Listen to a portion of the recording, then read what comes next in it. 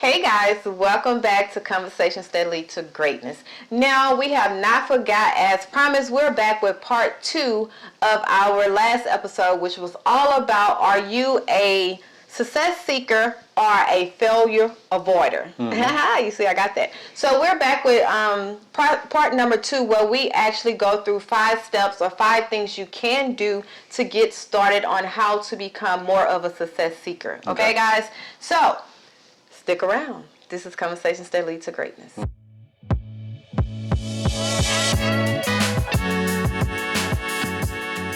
Hey guys, my name is Akeisha Smith. And I'm Lester Smith. And we are committed to helping you guys tap into your greatness by uploading great episodes that educate, motivate, and inspire you to create the life you desire. Okay? Now, today we're doing part 2 of breaking the habits of a failure avoider. Okay? So we're going to give you 5 steps that's very, easy to start off with to get you started to move that needle. Okay? So let's get started. Okay. First of all, I will recommend you go ahead and watch part 1 so you can get a full understanding to see, hey, am I a success seeker? Do my behavior fall under a failure avoider? Okay? That's number 1. Okay. Yeah. So let's get started. Okay. Step number 1. Okay. I would say, in order for you to kind of start your journey to becoming a success seeker, you first have to have acceptance. Okay? Acceptance of where you are today, and know that this is only a discovery. Okay? It's not an end all be all. Okay? Because as failure avoiders, we feel that once we see something and we don't like it, it's failure. And we look at they look at failure as an end all be all, like a final answer. So accept where you are today and know that this is only a discovery. Okay? Meaning it can be changed. But it's up to you to get on a journey, to take that journey, to get on the journey and take it and do whatever you got to do to change it. Okay? Yeah. So, acceptance. Yeah, that acceptance is real. Okay? You got to accept where you are, and I would say use your imagination to get where you want to be. Okay. See yourself at the end goal. You know what I'm saying? Because we can go anywhere in our imagination. The imagination is very powerful. So just sit back and imagine yourself being the person that you want to be, that successful person. Yeah, or even just being successful. Period. Because I want to just really focus on failure, the way that a person looks at failure. Okay. Because I always say, in order for you to overcome failure, you have to change how you look at failure. You have to change what failure means to you.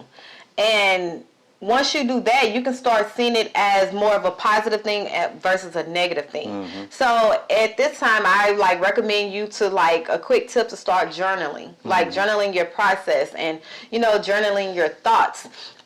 Get time to yourself to spend to do some eternal work. Try to figure out internal work. Internal. What I said? You said eternal. Oh, internal. My bad. Internal work, meaning inside. Yeah. Try to figure out or try to understand why do you have such a strong feeling of dislike for failure? Why? Where did it come from? When was the last time you experienced failure, and what was that thing you failed at? Who told you that this feeling that you have is bad? Or who told you, that it was the feeling that you're experiencing is a bad thing? Or I'm saying it's a good thing. Yeah. Who told you about failure? Who shaped your whole mind about failure? What? Dive deep into that and do some soul searching about, why do I look at failure this way? Because a lot of times failure is basically, you learning. Say, for instance, you fail at something and you have to start over. Well, you're starting over with the lessons that you learned from that failure. So it's all about learning, evolving, and pushing yourself. So acceptance, accept where you at today and get on the journey to say a committed journey.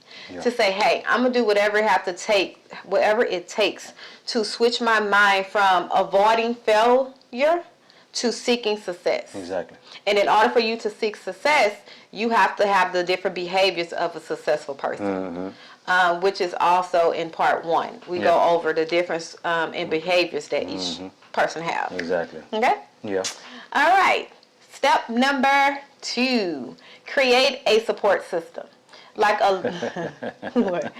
like a lot of times we think we can do it all by ourselves, or we think we have no one, or we seclude ourselves, and we feel that, hey, I don't need nobody. No, you need a support system in everything you do, because there will be times when you feel like giving up, going back to your old self, your old thoughts come up, and you just with your own thoughts, and you just feel like you can't handle it. That's when that support system come in. Like we each other's support system. I have a friend, he has a friend that he can call on no matter what.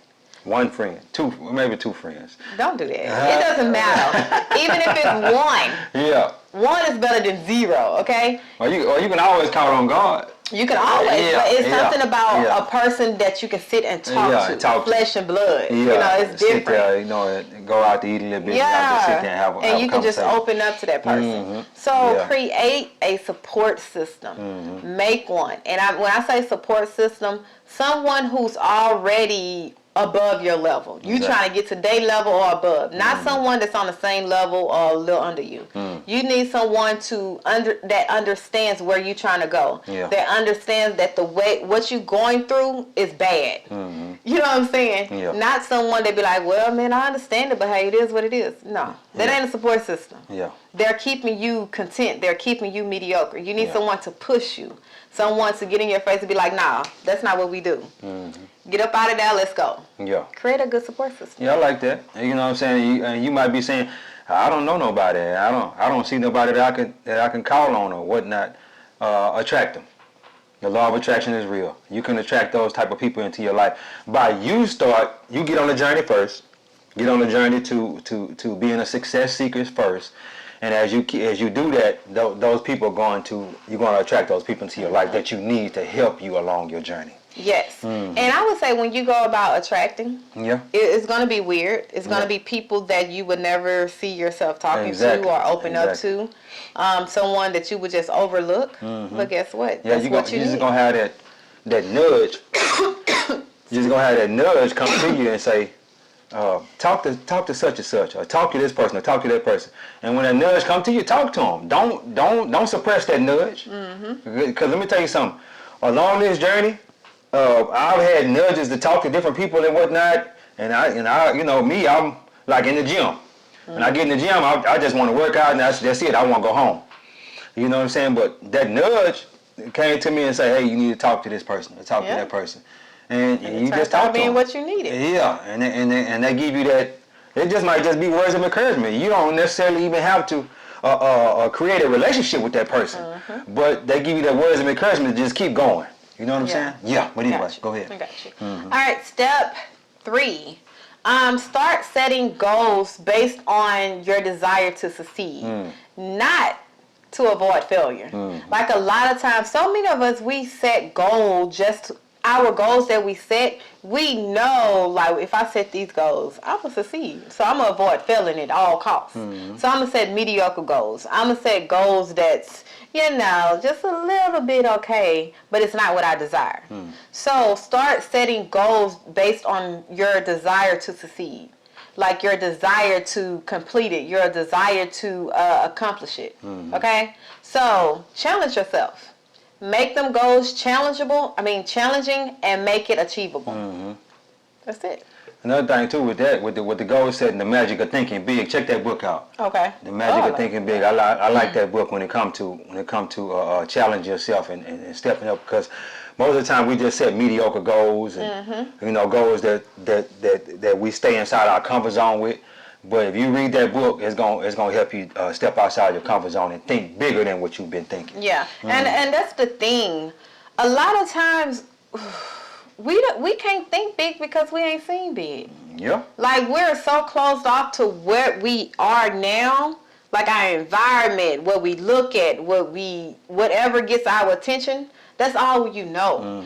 You have to open your mind up. You have to open your environment up. Open yourself up to other things, other cultures, other ethnicity, other, talk to just different people and find out, okay, what about your culture? What what about you? What how y'all navigate these things or these type of problems? Yeah. So when you start opening yourself up, you then have a wider scope of life, not just your bubble. Exactly. And then you're able to dream big because you see, man, look, I hear this is what they doing. I wish I can do that.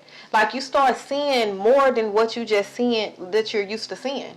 So then you're able to think big. Then you're able to set them goals. Like I remember before we got into traveling or whatever, I used to be like, I ain't traveling, I'm good. Just traveling to the U.S. or Texas or whatever. That was because your mom didn't travel. Yeah. But once we started and we went overseas, like Mexico and Fiji and Aruba, like Mexico all ain't these overseas. things. Well, not overseas. That's why I said Fiji, Maldives, whatever. Fiji, Maldives, So we started traveling more, and it's like, man, that's different. Yeah. Like that is my goal. Like when we vacation, he be like, where you want to go? Outside of the U.S.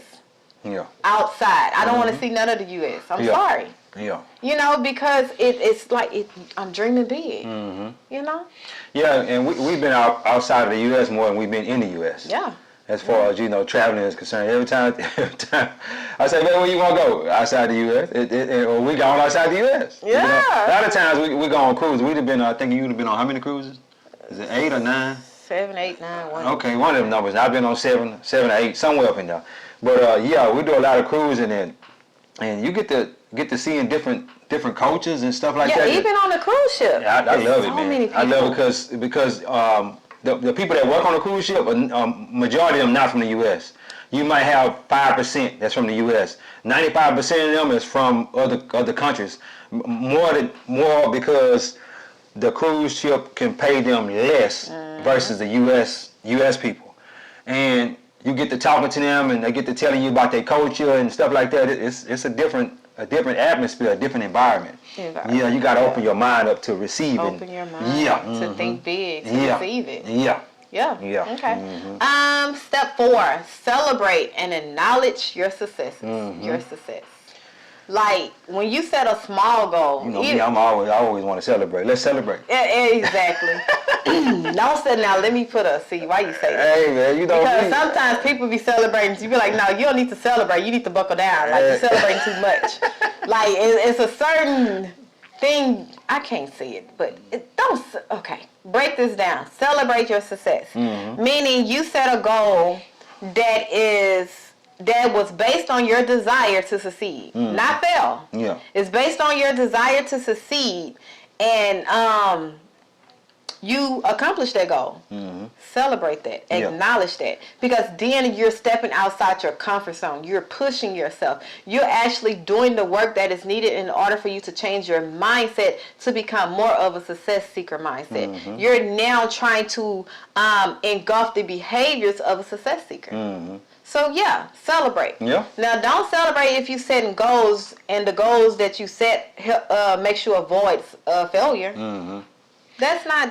We talking about small celebrations. It ain't just necessarily got to be nothing big and extravagant. You might go have you a bottle of wine in the bubble bath, or something like that, or you might take your significant other out to eat, that night and say, hey, let's go celebrate, or have you a shot, or something like that. It's just something small that that next time I achieve another goal, I got me a celebration coming.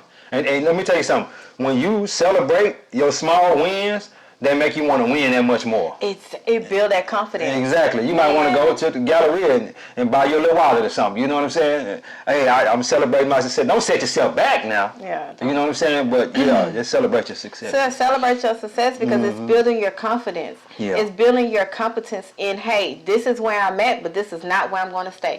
You're being more self-aware. You're being more intentional with what you're doing. Yeah. And in this, on this journey to becoming a better person, tapping into your greatness, you have to be intentional with everything because it's so easy for us to drift off. It's so easy for us to not do what we're supposed to do. Or slip back in that old mindset. Yeah, or to slip back. Life. Yep. It's so easy for us to do that. Yeah. So you have to be very intentional and very conscious of everything you do on a daily basis, every second of the day. So if you set out a goal and you achieved it, celebrate that, man. Build your confidence up. Build your confidence tank up that, hey, man, I thought, like, I used to think of failure, but now I'm seeking success. So I'm looking for opportunities so I can succeed. So I can build that confidence up. Look for opportunities. Don't run away from opportunities. Look for them. I like that. Yeah. And the last step are the thing you can do to get you started. Keep practicing and be patient. Okay? Be patient with yourself. It took you, however many years to get to where you at now. It's going to take you even more to kind of switch that around. So be patient. I don't think it'll take even more. Not even more, but it will take. It's going to take a little while, though. It ain't going to happen overnight. It ain't going to happen overnight. Yes. Yeah. Yeah. Keep practicing. Keep on a daily basis doing these 5 steps. Accept where you are, accept where you are today, and know that it's only a discovery. Okay? Create that support system. Every day you should be looking to add to your support system. Every day. Now, if it's just going on YouTube watching our podcast, that is your support system. If it's going to listen to Apple Podcasts or whatever, or reading books, that's your support system. It doesn't necessarily mean it have to be a person that's you can talk to or whatever, but that support system that when I'm feeling down or when I feel like I can't do it or when those trials and tribulations come, what can build me up? What can support the foundation that I'm trying to stand on? Okay? Yeah.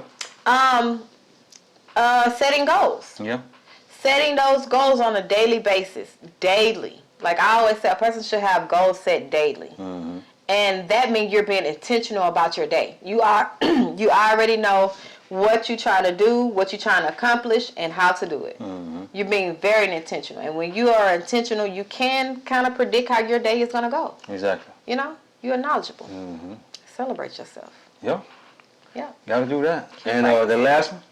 Did you put the last one in there? Yeah, I was just going down the list of the 5. You didn't put the last one in there, though. Be patient and keep practicing. Patience is the virtue. Patience. Patience is a virtue. Yeah. Let me tell you something about patience. and let me tell you this, too. If you walking on a journey with somebody, be patient with them. Be patient with them and y'all be patient with each other.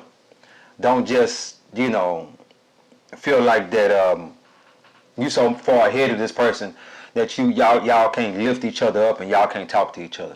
You have to be patient with them and they be patient with you as well. Yes. Because let me tell you something, this journey is a hard journey.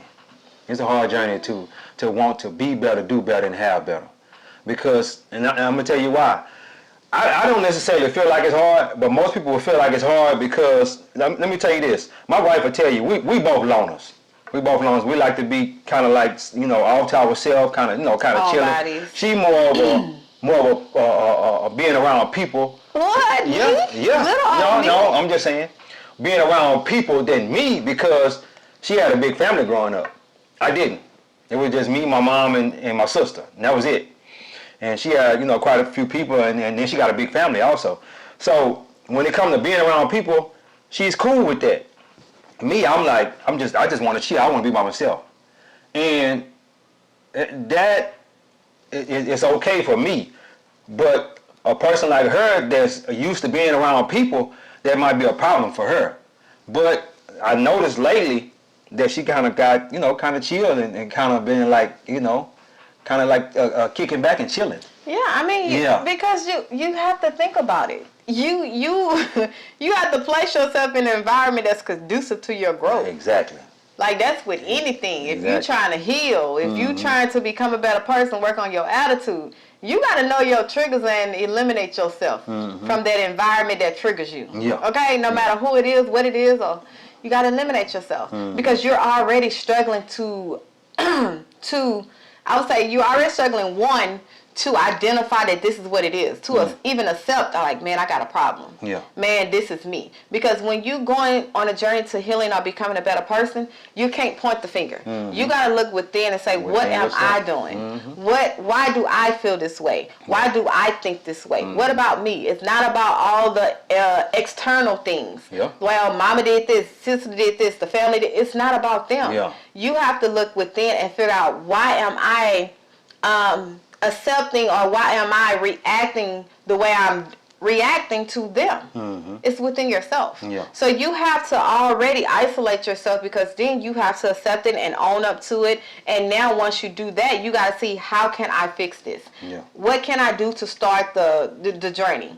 To start healing, to start building myself up. Like, what can I do? Yeah. A lot of times we always want to point the finger at everybody else, but it's not them. Because just because you do something to make, like, I'm just pointing. Yeah, it's all Just good. because you do something to make me mad doesn't mean I have to act out. Yeah. And I can't blame you for making me act out, because you might have not known what you did. Exactly. You know? Exactly. I can't blame you for messing up my day because you did something stupid. You Yeah. just felt like, hey, this is what it is. But it's my reaction to Yeah, it. but it's so many people out here that's letting other people be in control of their day Yes. when they are in control of their own day. They're all Oh, in control. man, it's deep. You are in It's control deep. of everything dealing with you. Exactly. Everything. Anything that's dealing with you, you are in control of it. And if you let somebody else take control of your life, they'll put a steering wheel on your head and drive you around. Yeah. Just, I'm telling you, Right? they will put a person will put a steering wheel on your head and drive you around and just do what they want to do with you. Yeah. If you let other people be in control of your life. Yeah. I've been saying that for years. I know. I never heard that. I used to say that at work all the time. Really? Because my coworkers, they'll let a woman put a steering wheel on their head. I got a woman. And just be driving them around like, hey, bro, you know, say what you go, yeah, hey, it gets deep. It gets deep, but you can't let other people control your life. You have to be in control of your own life. And if you let people control your life, you'll be controlled by outside forces. Yeah. You understand what I'm saying? You have to look within. You and God, that's it. Yep. You understand what I'm saying? And like, just like we married. I can't let her control my life, and she can't let me control her life. You know, we have to seek within and grow within.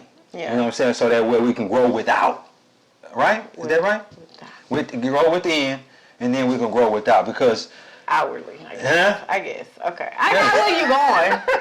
I got where you going. Yeah. Talk to me. But yeah, guys, we just wanted to come and give you, like, just to start the process, the 5 steps, very simple, to help you move that needle from becoming a failure avoider to a success seeker.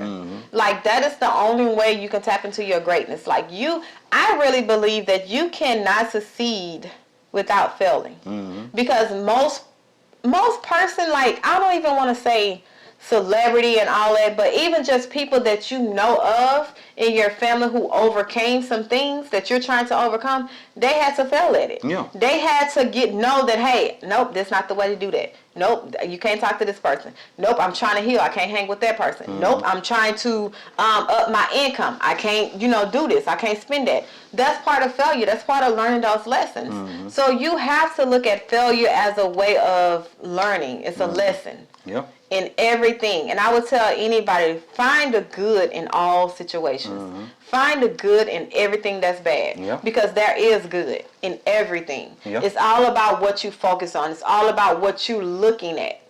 It's all about that. Find the good. Yeah. And when you find the good, you're going to realize, hey, man, this is a lesson. This is an opportunity for me to either sit back, recalibrate my plan, like just reroute. It's something. It's something for you to do when you discover failure. Yeah. You know? And I'm gonna say this too.